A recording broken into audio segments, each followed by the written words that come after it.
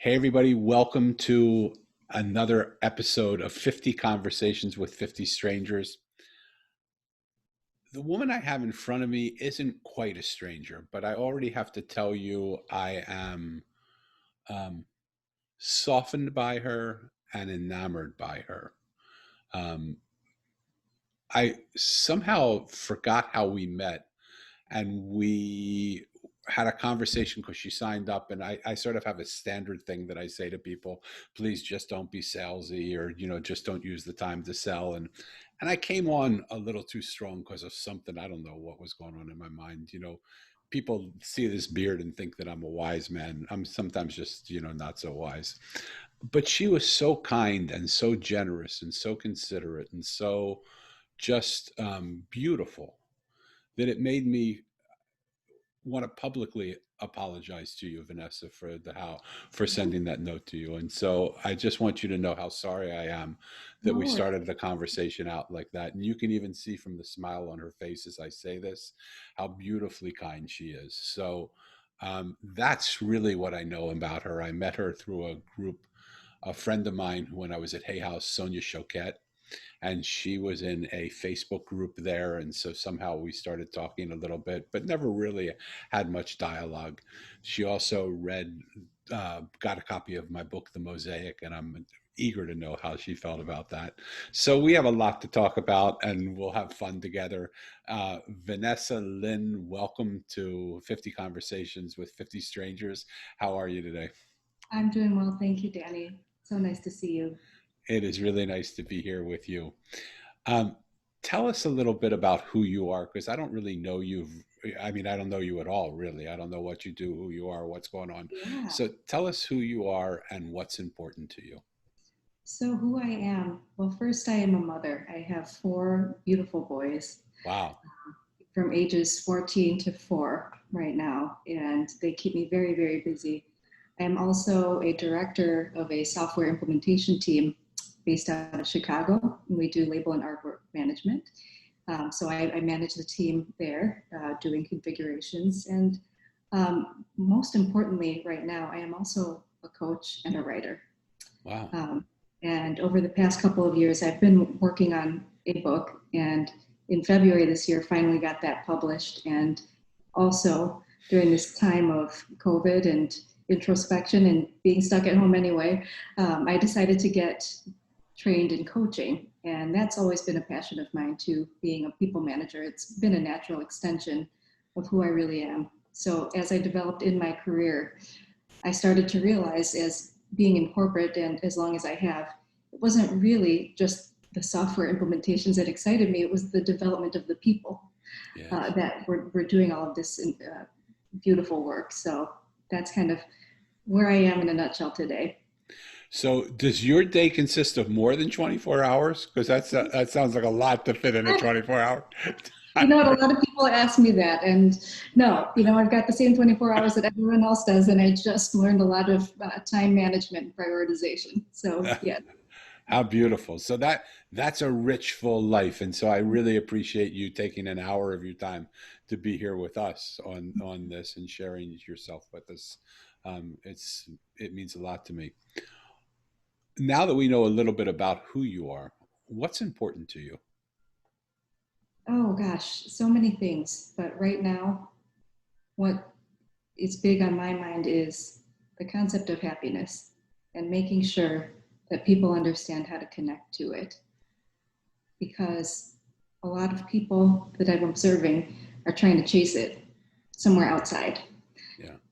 Once they get this new job, new promotion, new thing, new toy, new car, new house, then they will be happy. And the more I study it and think about it, I've been reading a lot of books during this time too.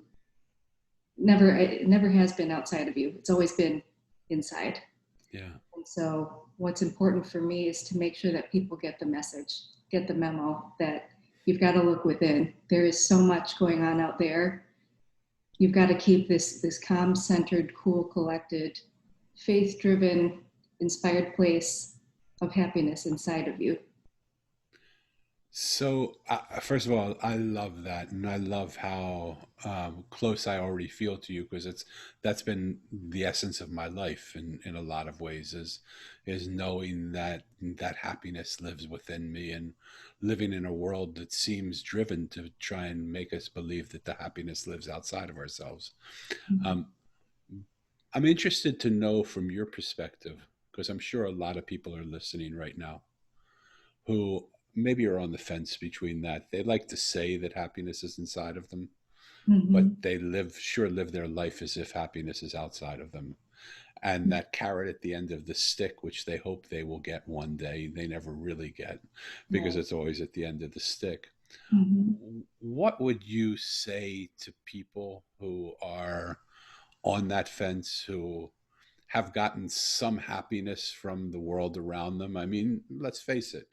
You get that new car, you're happy for a little while. You get that new Mhm. promotion, you're happy for a little while. You get that new wife, you're happy for a little while. You get that new Mhm. house, you're happy for a little while. Um, so it isn't devoid of happiness. It's not like nothing happy happens outside of you. But what would you say to those people? Yeah, this is a good one because the field of positive psychology is ripe with all of this information right now of this temporary happiness that we get, those small hits of, oh yeah, if I buy that iPad, ooh, then I'm going to be really happy. And then a couple of days later, you're like, why am I not so happy anymore? There's this thing, it's called hedonic adaptation. Something really good can happen, something really bad can happen, and you keep coming back to this set point of happiness. You could win the lottery, you could get into a car accident and become paraplegic, and you know what? Both ends of the stick, they still come back to center, and like there's this just kind of like a genetic predisposition to a certain level of happiness. Yeah. It's annoying. It's just one of these crazy annoying features of the mind because you think when then right that car is going to be that's the one thing that's going to make me happy forever, and it doesn't. Even true love Yeah. doesn't make you happy forever. What Yeah. does make you happy are these intentional things that you do for yourself, practices that you create within yourself that keep generating that happiness for you. Wow. It's over and above that genetic set point that you have, over and above these circumstances you have in life. It's the choices you make every day, the intentional activity that you do every day that makes all the difference. So I want to invite the listeners to take pause here for a moment. What are those set points in your life? What are those places where you keep going up and keep going down?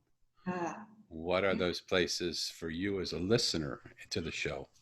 What are those places that are making you feel like if, oh, oh, too bad. Oh, no. And what is it that keeps you caught up in that beautiful roller coaster of happiness and pain, happiness and pain? And so, Vanessa, for those people who are fed up of that roller coaster, who've bought their ticket, their e-ride, like we used to have in Disneyland when it was, sold in different rides, um, and have ridden all the roller coasters of life they want to ride, is what you do in your coaching practice something that allows people to feel that return to center place? absolutely. So the work that I do around coaching is really, it's been kind of a soul calling for a long time. And it's just being able to help people connect with the most basic and fundamental part of themselves, which is their spirit. And so many people forget about that part because they're busy checking the boxes, getting the promotion, doing the blah, blah, blah, getting the PhD or the MBA or whatever it is. It's going to legitimize them. And they're not really checking in with what's going on here. What's really going to legitimize them? Right. Yeah. And, this isn't being told to you right now by a person who sits on the couch and eats bonbons. Remember, we started out the conversation by me asking Vanessa, does she have an extra few hours in the 24-hour day that most people live in because of all that she's doing? So, for her to be able to maintain that sense of peace, or to be able to talk about that sense of peace within the lifestyle that she has, which has a lot of accolades to it. She has 4 beautiful children. She's married, has I'm assuming, a good relationship. She is, you can't have a bad relationship when it's with someone with 4 boys, right? Um, but she's also has a corporate position, which is looked at. Um,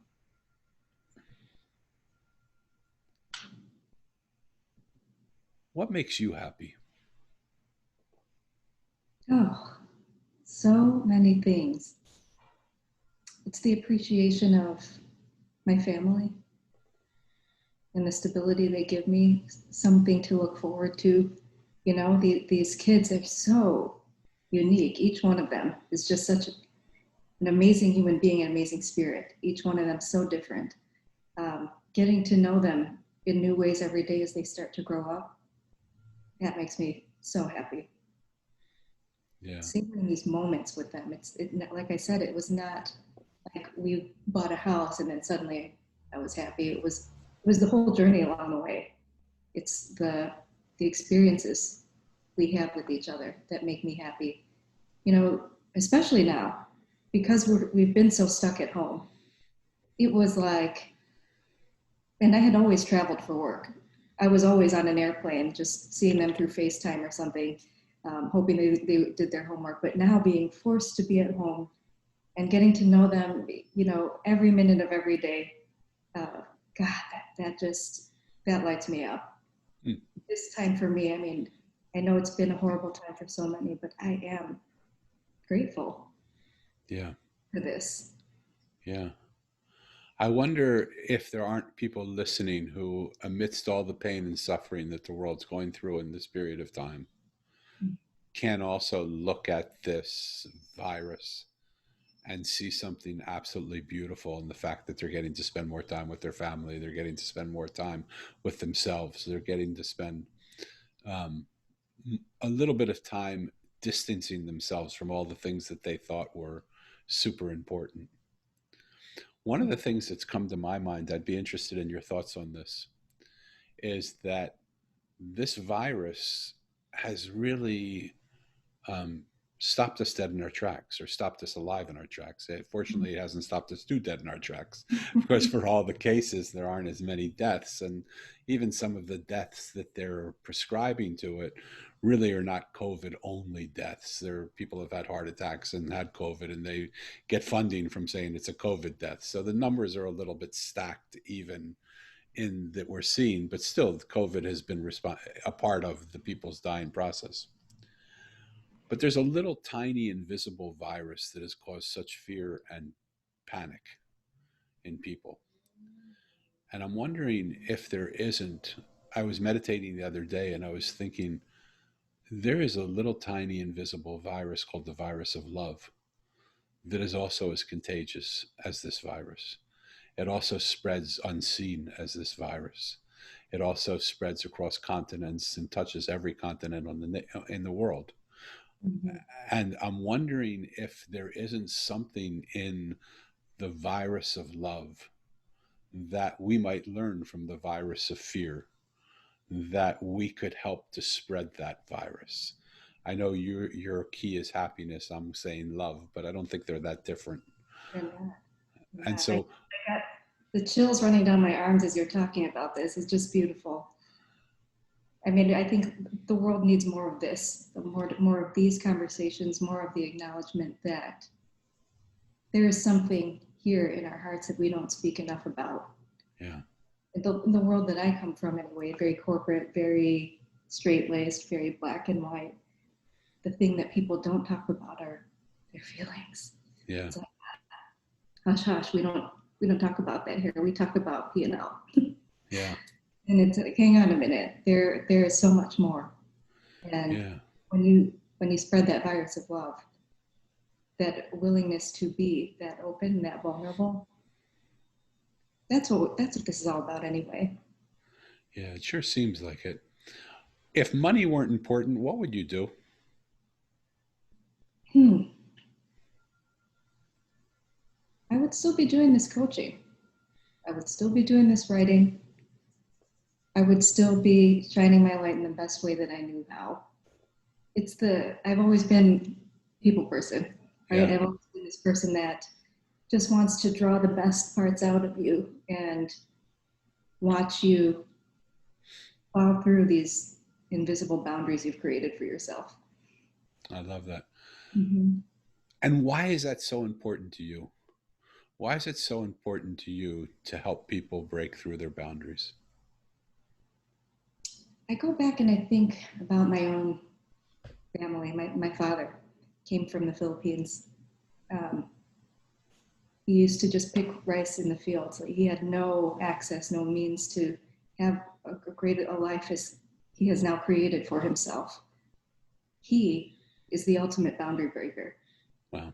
He went from, like I said, being extremely poor in a farm family, and now is a renowned neurologist Wow. in the Chicagoland area, and created this beautiful, amazing life for my mother, my brother, and my sister, myself. Really just became a leader in the community, especially for the Filipino community here in Chicago. He has really been quite a voice, and you never would have guessed where he came from and how hard that was.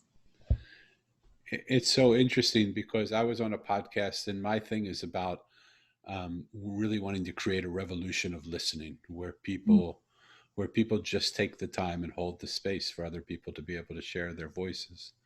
yeah. And the fellow who was not particularly sharp in terms of all the podcasts that I've been on, but he asked the sharpest question that I've ever been asked.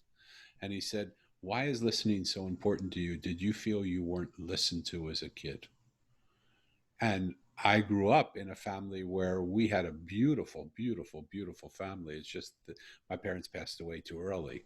They passed away, my dad when I was 13, my mom when I was 15. So trying to describe that reality of being orphaned when I was 15, even to people who loved me and cared about me and were really trying to understand me, they Mhm. couldn't understand because they had their parents or their parents had their parents, you know? And so I was trying to sing to a choir that didn't understand the tune.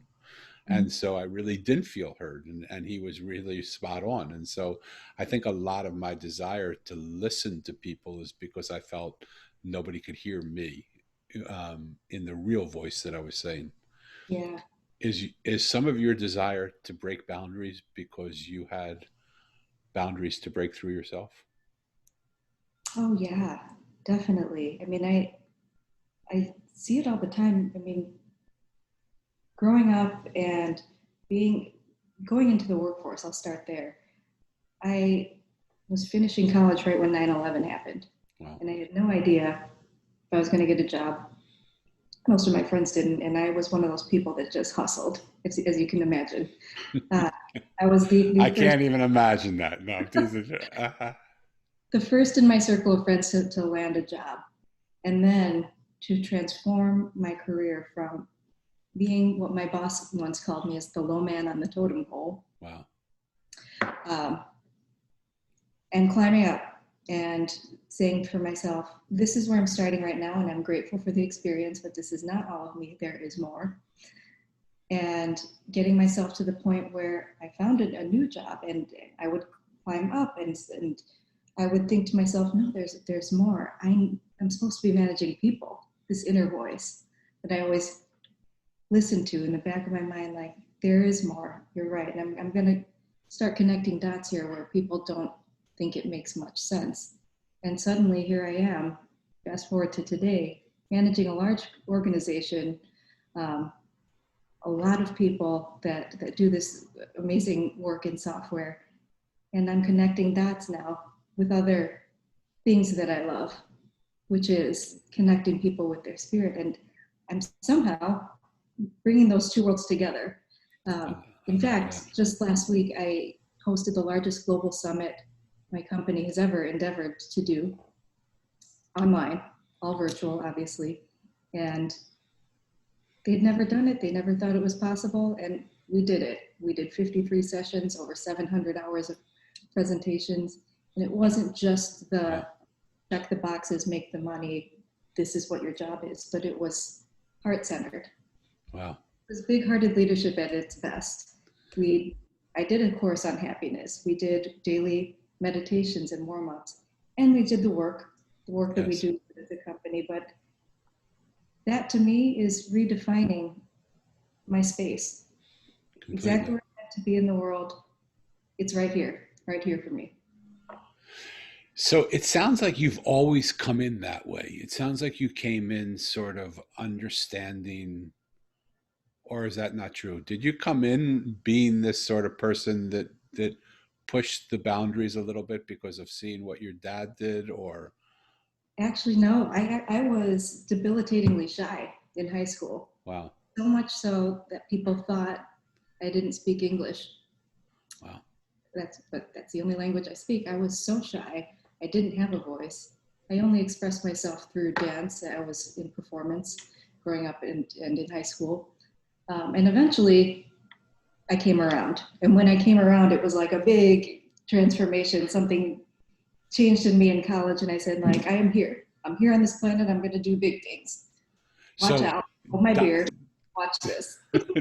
do me a favor, dive into that moment and tell me what happened, because there are a lot of people that are hoping that moment will come, or that Oh, are waiting for that moment to come, or if I only had this, that moment will come.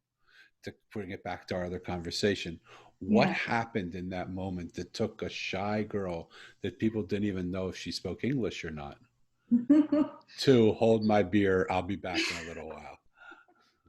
I'll talk about it in terms of my career because I was very shy. My first job, very reserved, very thankful that I had a job to begin with, but I was quiet as could be. It was like a mouse. And it was this realization in myself. I was doing some, uh, software testing, and I was starting to get to know other departments and what they did. And I started to become friends with the people that were the client facing ones. And I'm like, gosh, that sounds great. I love talking to people. I just, for some reason, right now in this corporate space, I'm very shy. Well, I just went for it one day. I saw the manager that was in charge of the customer facing, the client interacting people. And I just approached her at the Starbucks downstairs and I said, hey, you know, I really could do a great job on your team. I don't know if you have any openings, but I really understand our software and I really think I need to be in front of clients. If you think of me later, will you give me a shot? Simple that just put myself into this discomfort, but you know, Yeah. what what's the worst that could happen? She could think I'm crazy, but other people started vouching for me. My friends these relationships that I had developed, people were like, you know what? She'd probably be better off on this team than that team. And she gave me a chance. And I did get on that team less than a year later. What was interesting about that, though, was it became a foundation from which I really started to dig deep and say, what else? What else can I do? I just did that. Yeah. I redefined my entire happiness of my career in one conversation. I influenced that much. What else can I do? And I started seeing opportunities with our clients once I started doing all of that client facing activity. And I said, hey, you know what? There is an entire consulting practice that we need to build here. We've never done it before. We've kind of been operating almost non for profit over here, but I think we can make a lot of money and I think we should go do this. I partnered up with VP, worked my way into his inner circle, and I said, let's do it. I'm ready. Let's go. And we together, of course, I had his guidance. Yeah. His name was Ali Musani. He took me under his wing, together with some of my vision, some of his. We created something that had never been done before. Within 2 years, it was a $4 million company. Within 3 years, we were at 15 million and then 20 million. And it was just one of the most incredible experiences of my life. Wow. And that's what I meant by here, watch this, hold my beer. Right. Right. Right. I love it. So for people that are listening right now, again, I want you to be a part of this conversation, and I want you to feel when Vanessa is speaking here about taking that risk and going up to the manager in the Starbucks and saying, I don't know, I I don't know if you would do it or not, but I feel that I know our product, I know our company. I think I would be really good. I think it would be a change would be great. And it didn't happen overnight. It took she said it only took a year, but a year for a lot of us, if we were to make that, we would start to think, oh, well, this is never going to happen. And I would put my energy out and it's not happening. But a year later, it did happen. And Mhm. so, what opportunities are right in front of you that you don't see? I often say with the Mosaic that we're one piece away from a whole nother set of connections, and Oh, that if we take that piece and we use that piece as a bridge rather than a wall, we hmm, suddenly open ourselves up to a whole nother world of opportunities. yeah. Okay, you've been fun. Let's change it around a little. I suck at lightning rounds, but we're going to try use a format of a lightning round. Okay. But that doesn't mean we have to go that fast. You'll see I suck at it. The first questions are sort of easy. Dogs or cats? Dogs. Okay. Coffee or tea? Both. Both. Okay, that's good. Junk food or organic? Organic. Well, good. Conservative or liberal? Non-political. But in your point, not even politically based. Are you do you live life as like conservatively, or do you live life as like sort of freer? I I don't would know say if freer. Yeah. freer. Okay. Mm, Exercise or not exercise? definitely exercise. Weights or cardio? Cardio. Okay. Um, would you say you're someone in the box or someone who's out of the box? Out of the box. Have you ever thought you were in the box? Yes. And I hate shoving myself in a box.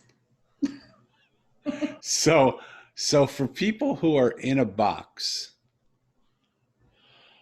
who hate being shoved in a box, who really feel like they belong out of a box, but they don't have the courage to try and crush the box or get or climb over it or do whatever. What might you say to them? I would say you are perfect just the way you are. It is okay not to feel like you fit in. You are not a widget. You are not coming off a production line being the same as everyone else. You are uniquely you, and you are beautiful. Fabulous. So it sort of anticipates the next question, which is, do you have you felt like you've always fit into life, or do you have you always felt a little bit different? Oh, I have felt like I've tried to fit in and I've tried to have this linear path, and it's never actually worked out for me that way. Yeah, So, as much as it might have felt a little bit alienating, maybe uh, like I was on the outside, it was a much more colorful experience, and I wouldn't trade it for the world. yeah. So I've been one of the data points that's been really interesting to me because I'm doing this trying to collect some data on how people respond to certain questions and things. Okay. And one of the data points that is really interesting is how many people, and it may also be the market that I'm drawing to myself or similar, but Mm-hmm. I would say 85% minimal, maybe even more than that, feel that they're different than the world that they live in. They've always felt different. They haven't felt like they've been, fit in. They try to fit in. I mean, everybody fits in the way they fit in, but when they, in the silence of their own heart, they feel like, I'm different than the way this world is. That is so fascinating. Yeah, 85%. it was surprised me data wise because I would think Mm-hmm. most of us are sort of we do the same thing, we go over and over, we try and make other people fit into boxes. Like we are very uncomfortable when we meet someone who doesn't fit into a box Mm-hmm. in general, right? And so we try and like, what, like, are you Democrat, Republican? Are you, do you work here or do you work here? Um, why do you think people who are different try so hard to make people fit in? If that's your experience, it may not be your experience. Why do people who are different try so hard to fit in? Is that what? Try so hard to make other people fit in. Oh, you know, I think that's just human tendency to try to understand something inside of a framework that they recognize so they can figure out how they're going to interact with that. so they can have some kind of understanding in themselves of what to expect. So Yeah. when you name it, it's easier, right? Oh, you're a Republican? I know what I'm going to talk to you about, or not talk Right. to you, Right. or I'm going to talk to you at all. Right. All right. Right? But it's so one of the things, and I keep coming back to that insightful guy who I didn't think was a very good, smart podcast interviewer, who asked me this insightful question of, were you not listened to? Is that why you do it? Mm-hmm. Is there something underneath that? Because I get that we want to put people into nice little boxes and tie. Like I used to work doing innovation for corporations. Mm-hmm. And I would come into corporations who were in three-piece suits and women in, their Armani suits. And I would walk in a t-shirt and jeans. And I walked into the room, and this group of people said to me, "I'm sorry, can we help you?" I said, "Yeah, I think I'm okay. I'm getting just here a few minutes early for the workshop that's going to go on today." And they said, "Oh, are you coming to get the trash?" And I said, "Well, actually, probably so. Not in the way that you think, but I am probably coming to take your trash because I think there might be a lot of trash in this room right now. And I can tell from your question because you don't even realize I'm the person that's going to be leading the workshop." And they said, "Oh, I'm sorry. We didn't expect you to look like that." I said, "Of course you didn't. You expected me to look just like you. And you expected but you expect new, fresh ideas to come from people who think and act and look exactly like you do. It's probably not going to happen." Right? So someone in your organization felt inspired to bring someone totally different into the room to Mm-hmm. have a conversation with you to see what you actually believe when you're confronted with beliefs that are different than yours. Mm-hmm. Because you can't innovate if you keep seeing the same thing you always see. So Right? true. Yeah. So, and we had one of the most beautiful workshops that day that I've led because people were like just dumbfounded that the trash man came in and took away their trash, which was really what happened. Yeah. Um, but I'm sort of asking it in a deeper question sense, if I may, because I understand we want to put people in definable boxes. But do you think we are uncomfortable in our differentness so much that we want to make other people fit in so that we don't feel so bad? I mean, I don't quite get the question. It's not coming out in the way I want it to. I think I know what you're saying though, Yeah. but it is some kind of sense of control in a situation and saying like, yeah, if I feel so different, it's easier for me to be able to categorize you, then I don't feel less. Yeah. Yeah. And I wonder if that, because we have another pandemic going on in the world that we live in, which is I'm not good enough, or I'm not enough, or I'm not who I should be, or all those I blah blah blah blah blah Mm-hmm. statements, right? Yeah. Um, and I love when people come to me and say I don't feel good enough. I say fabulous, you should celebrate that. And they say, "What are you talking about? Like you're the first person that said that. I mean, everybody tries to help me feel better." I said, I love that you don't feel that because maybe then you'll allow yourself to move out of the control seat and surrender to something that comes through you that's good enough to do anything. Like, do you know that power that comes through you? Mm-hmm. And I know you know that power that comes through you because it governs what you do. But we can't ever sacrifice ourselves to that if we feel capable of doing everything on our own. Maybe. Your thoughts? Yeah. Yeah. I think a lot of this has to do with tapping into your higher self, right? That part of you, that sage inner wisdom that you have that always lives inside of you, that you sometimes don't recognize or Yeah. even want to acknowledge exists. Yeah. It's easier to just be snippy and just Yeah. be, on this plane where you're saying, "Well, that's annoying. You're annoying. You're not good enough. Of course you're not. I'm not good enough either." And Yeah. Yeah. when you take a few deep breaths and you tap into something, there is always something. inside of you that is more sage. I Yeah. call it, I call my person, like my inner wisdom, my Zen.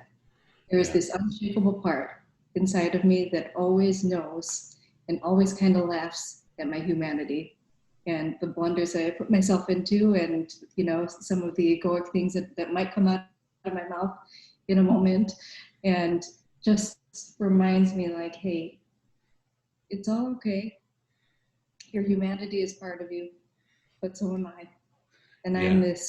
this higher part of you that always works towards the greatest good for yourself and for others.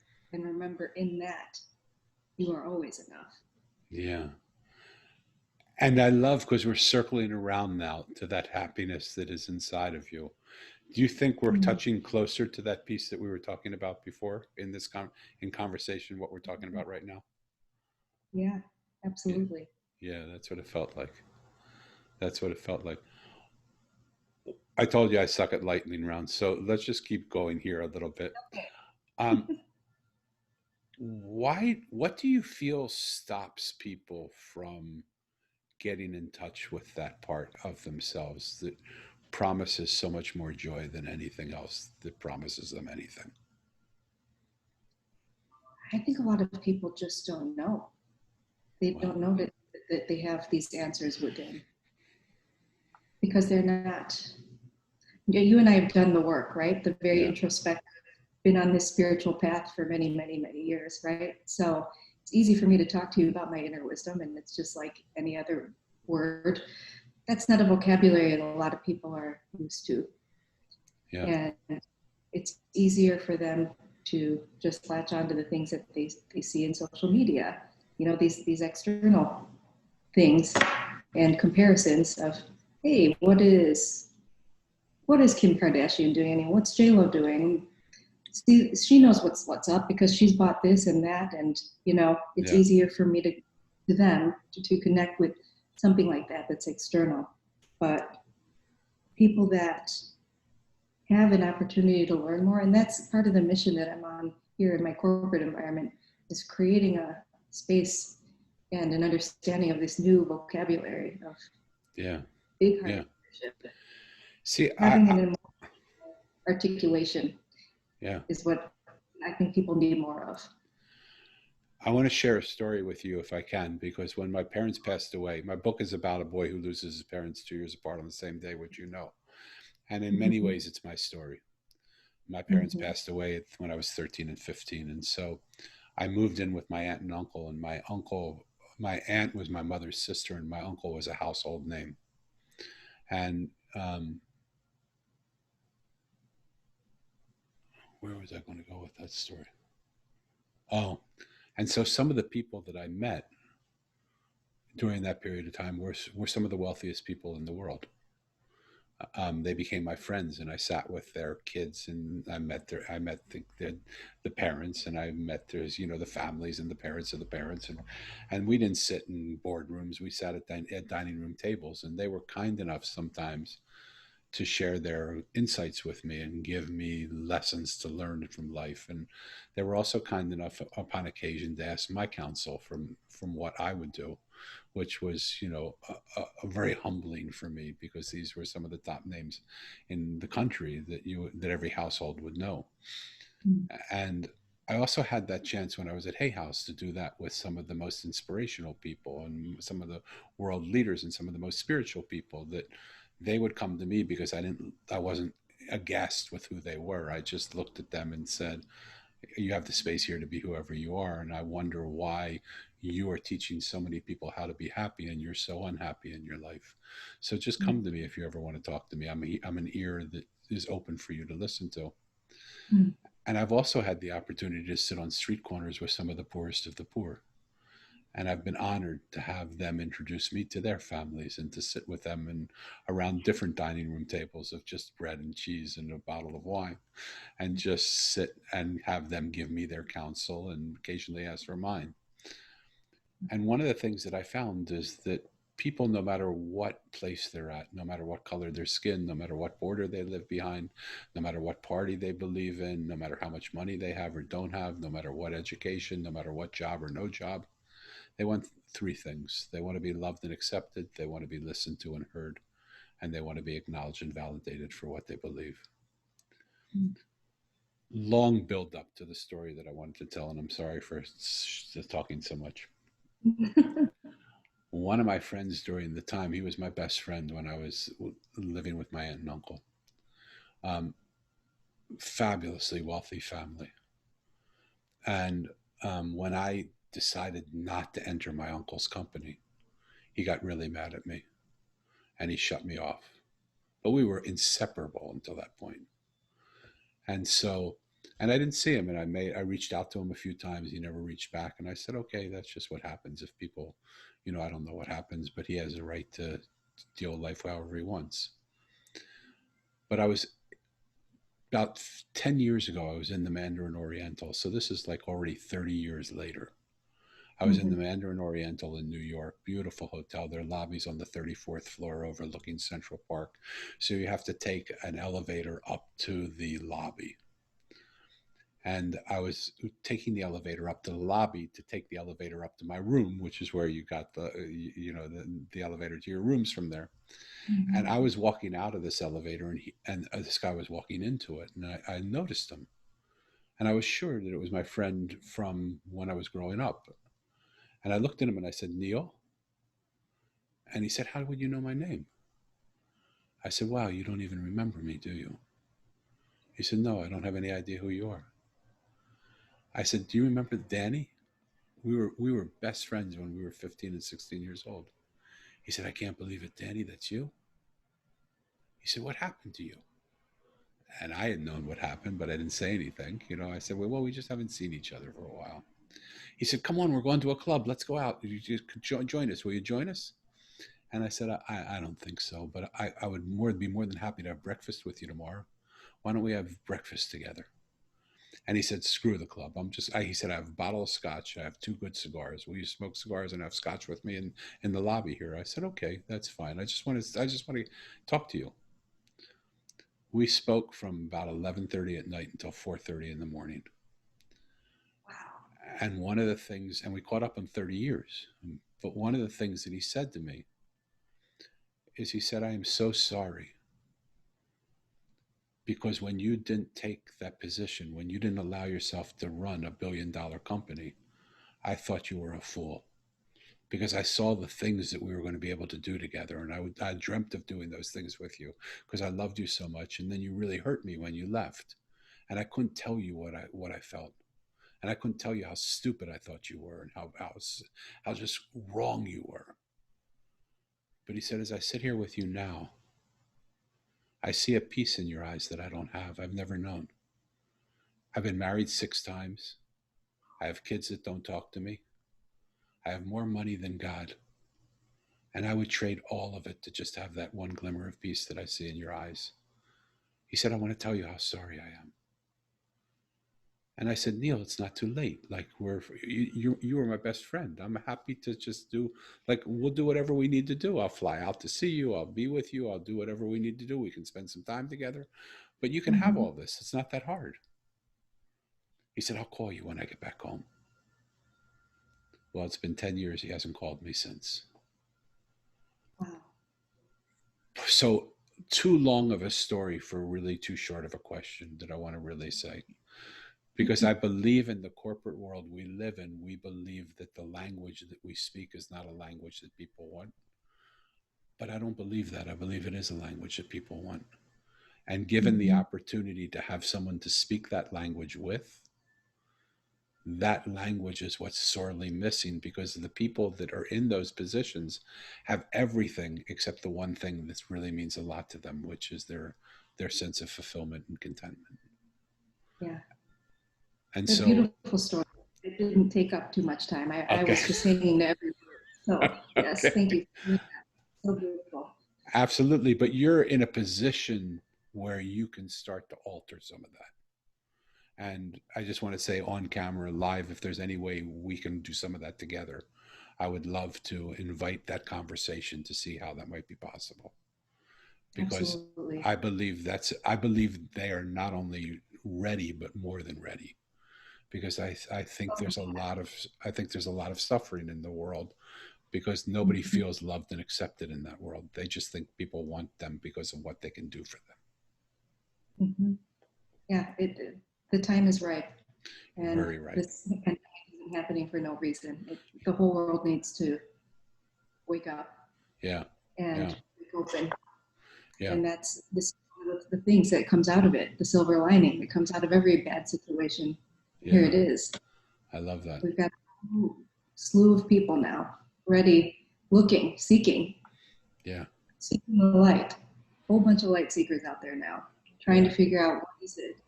I, I'm here on this planet for something, and I'm not able to feel fulfilled, find that happiness, and this is the way. We have that opportunity now to show them the way in.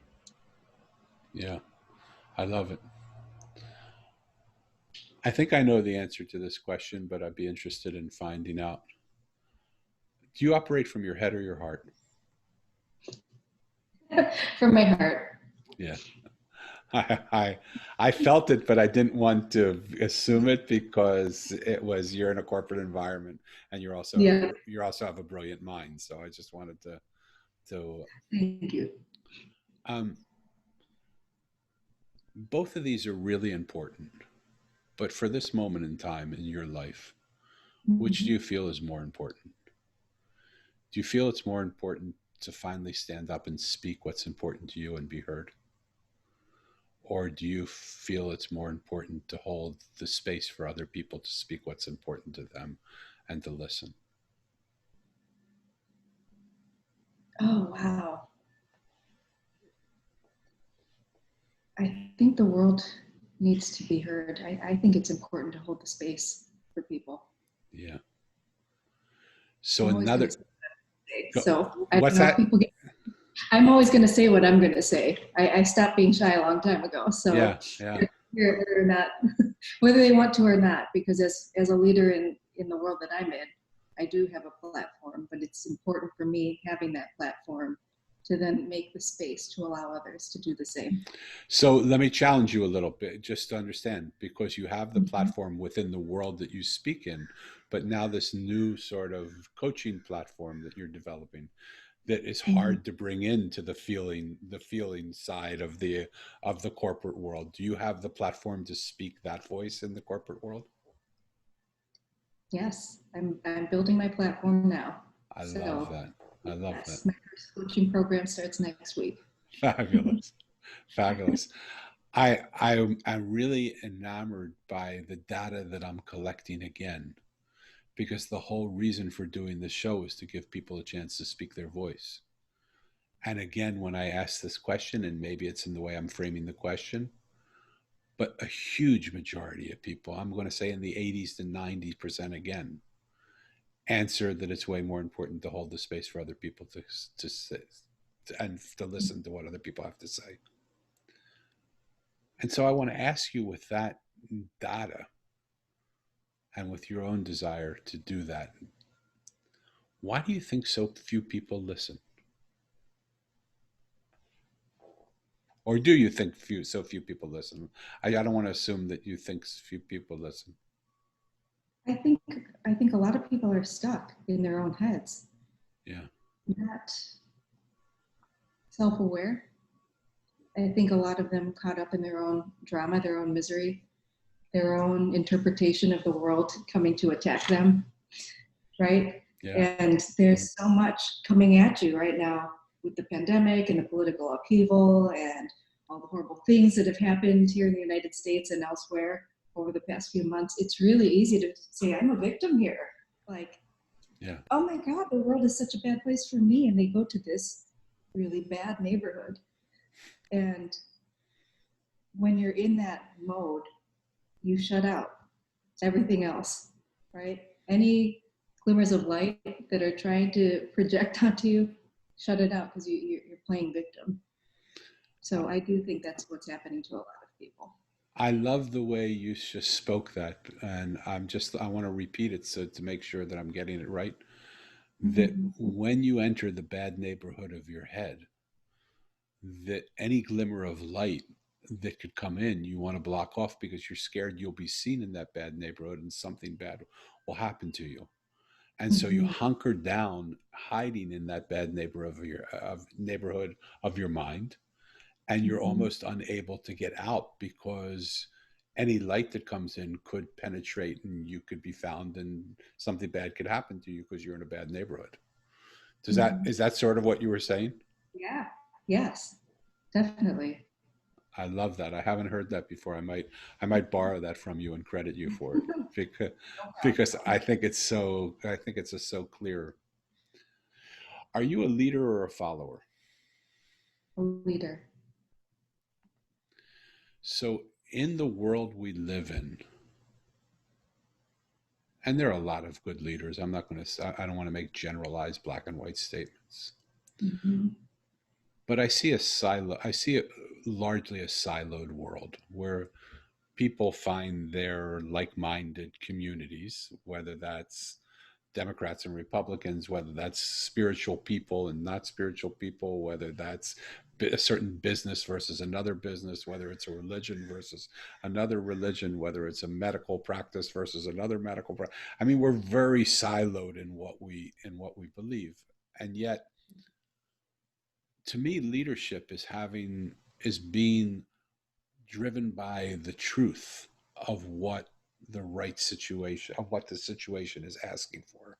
And every situation under a different perspective has a different truth. So it's not like this is the truth and it's the only way, blah blah. Maybe it is the only way, I don't know.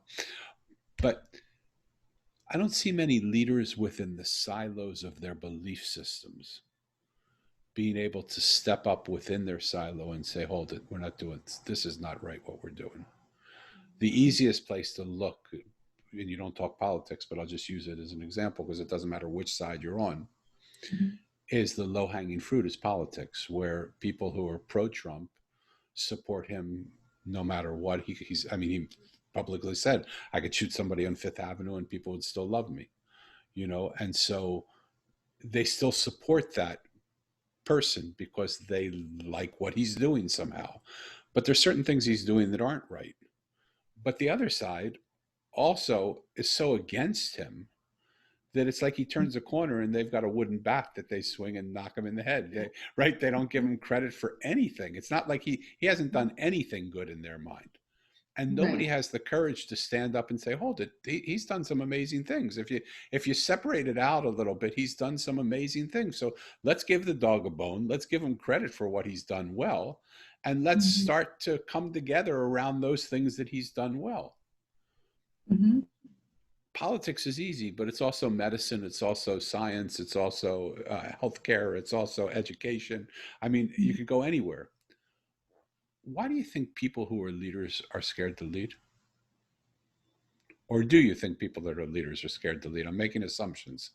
Well, I agree with you. There are some leaders that are scared to lead. They're just checking the boxes to make sure that they're doing the thing that their stakeholders expect them to do. Did you make this much money? Did you make this much operating profit? Did you make this much margin? Did you, all of this stuff that Yeah, there's that. And then there's the whole art of being a leader is yeah, leading the people, helping them understand the why, right? yeah, I think sometimes the fear is so innate to make the exact numbers that the big corporation is expecting you to make that you're sometimes your own value system, if you've got one for yourself, you don't abide by anymore because you're just trying to get to the bottom line. wow. So, how did that happen? I mean, like, that's such a strong statement, because, but how did it happen that we gave up our values to make a bottom line for a corporation that is in a distant country that we don't even ever interact with, really?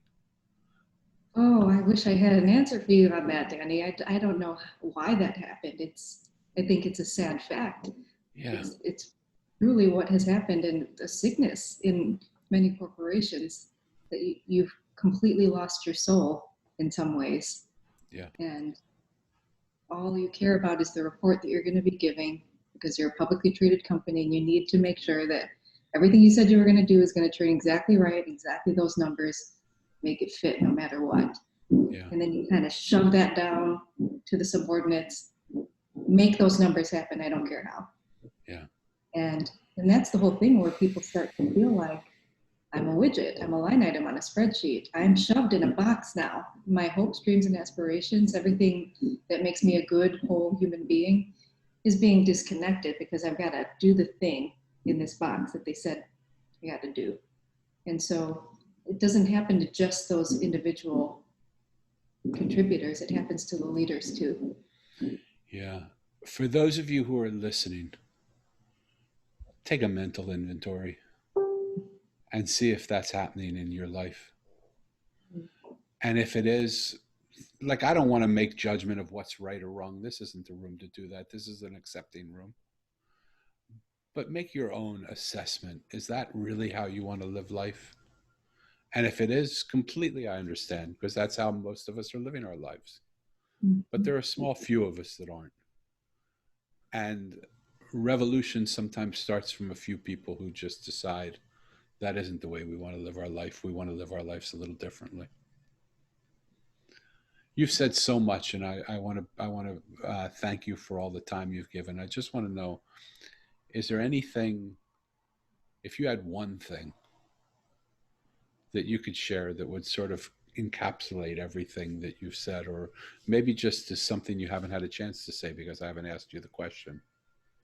Um, I would say that there is always an inner voice inside of you. And if you get quiet enough to listen to it, it will lead you home. And in so many ways, I actually brought a copy of my book. Fabulous. You can see Yep. my Say the book. title so we don't see it. So, Falling Together. It's called Falling Together, A Tale of Believing in Your Own Magic. And so much of this book touches upon these universal principles that we've kind of talked about here today, is reaching for your own happiness and realizing it's inside of you, and it's been inside of you all along. And if you just listen to that intuition that you have here, you'll find your way home. You'll find your own magic. So, people, I'm assuming it's available at Amazon, correct? Yes. Okay. So, people, before you walk away from your computer, go to Amazon, look for the book Falling Together by Vanessa Lin, order the book, read the book. If you've been touched by some of the things she's saying, get more involved in what she's doing. If people have fallen in love with you as I have, how would they come to get in touch with you? Reach out to me on my website, vanessalinauthor.com. Contact me there. I'd love to have a conversation. I'm actually looking for one more coaching client. I've only got one spot left. So if any of this conversation resonated with you, love to talk. Love to see if we'd be a match for each other. Perfect. So do that as soon as you can. She has only one space left, so don't lose out on the opportunity to have this moment to ask and have to wait till the next one comes.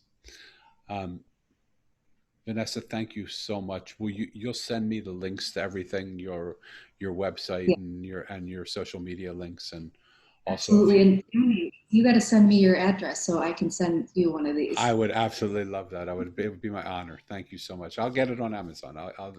I'll support you in it. So, um, also, will you send me a headshot of you so that I have something that I can make the cover? And we do it pretty quickly, so we turn it around. So this episode will be up by tomorrow if you get me everything, within the next by today or so, if you can. Okay. Uh, um, for those of you who are listening, so much in this conversation that's important for you to hear. So much in the work that Vanessa is doing that is important for you to embrace. And if you feel the gentleness of her spirit and the strength of her soul, if you attune to the message that she's giving of there is this voice inside of you, there is a part of you that you've been neglecting, there is a part of you that is hungry and crying out for you to include it in your life. And if you would only listen to it, it would bring you back home. You don't have to struggle and find things outside. You don't have to look for a world around you that will make you happy. Everything you need is sitting right inside you. You've just forgotten to look there. So if that message resonates with you, contact her. Put out the energy to just have a conversation and see where it goes. Um, I believe it'll be a good conversation for you.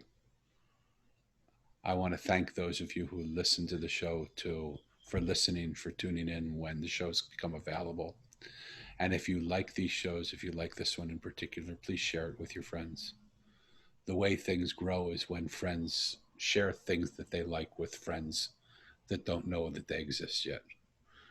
And so if you don't, there's no problem. You don't have to share anything. Just take it for yourself and enjoy it. But there's something beautiful when we find something that other people haven't found and we like it and we share it with other people. So if that feels good to you, please do that. And I invite you again to do this challenge that I give after the end of every show. Take a minute and just go up to someone you don't know, either online or in person, and just ask them how they're doing, with no thought to change them, to fix them, to make them better, to help them, but just with the thought to hold your heart open and let them tell you their story. Guaranteed 1,000,000%. You will see a different person once you've done that than the person you approached. Vanessa, is there one thing that you'd like to say before we walk out the door? I want to say thank you, Danny. You've got such a beautiful presence, this very strong and calming and gentle voice. And I appreciate you so much. This is the first time I've been on anybody's podcast. So I appreciate you. I appreciate everything you're doing in the community here. Uh, Having a platform for people who don't normally have a voice Yeah. that people will want to listen to. You're creating space where it's really needed. Appreciate you so much, and thank you for having me here. It's my absolute honor and privilege, and you better get used to the platform because you're going to be on a lot of them because your message is intoxicating and great. And so, thank you for blessing us with your presence. Thank you for people who are listening for listening. Um, what you'll see if you try what we're just doing here, it doesn't take special talent. Just open up your hearts and have conversations with each other. We don't live in a world of strangers. We live in a world of friendships that just haven't been made yet. And if we have just a couple conversations, one conversation a day, one conversation a week, a world of strangers quickly becomes a world of friends. And we'll do anything for our friends. Even if they have cockamamie beliefs. Some of my best friends have beliefs I would never follow, but I'd take a bullet for them if I had to, because that's how much I love them. That's the world we want to bring back. That world where everybody's entitled to their own beliefs and everybody has the space to believe whatever they believe, and we honor and respect their right to do it, and they honor and respect our right to do the same. We need the help. We need the help of everybody here to bring that world back, one conversation at a time. So until next stranger comes into the room, don't be strangers. Reach out. Thank you again, Vanessa. Thank you, people. Thank you. Until next time, don't be a stranger. Bye bye.